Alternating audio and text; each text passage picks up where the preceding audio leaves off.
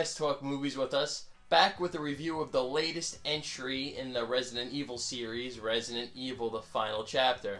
Now, we've recently picked these Blu-rays up, and I would safe to say we're decent fans of the movies.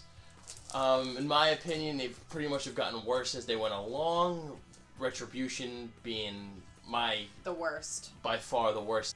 Even though these films have literally nothing to do with the games that we were pretty much raised on. I mean, we grew up with these games and we've enjoyed them. So I think this is probably the best Resident Evil since Extinction. And I know these aren't the greatest movies, but they're mostly all flash and not really much substance. You know? Yeah, it's mostly about the action and kind of like the whole Umbrella Corporation and this and that. So not really much to chew on story-wise.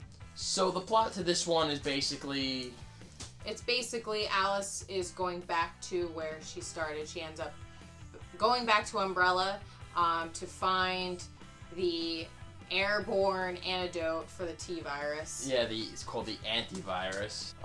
This movie is the perfect movie for anyone with ADD because this movie, The Final Chapter, just is non-stop action. From the very first scene that it opens up with until the very end, it's all action.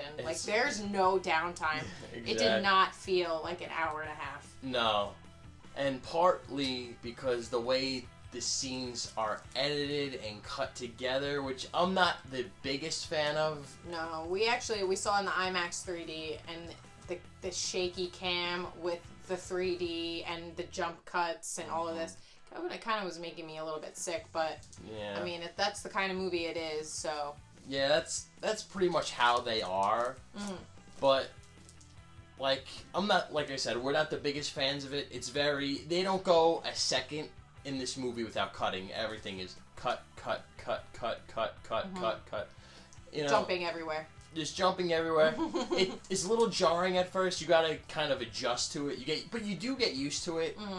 And it's pretty enjoyable. It's a pretty enjoyable little post-apocalyptic action flick. It was a nice way to hopefully conclude the series. There is no need for another one with the way this ended. Yeah, and I would say it's a pretty satisfying ending to the series. I would say I was hoping for a different ending, but after you guys see it, you can post and we can have a better discussion about it. I just didn't want to post any spoilers, right?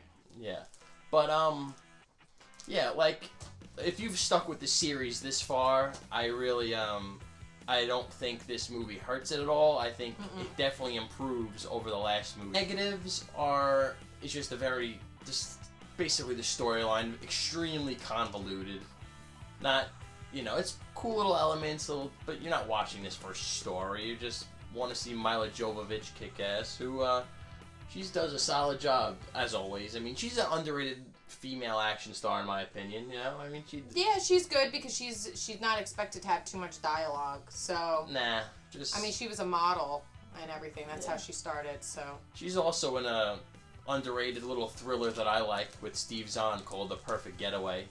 Which I highly recommend. Yeah, that was a pretty good one, I must say. Maybe we'll review that one day. But, ratings.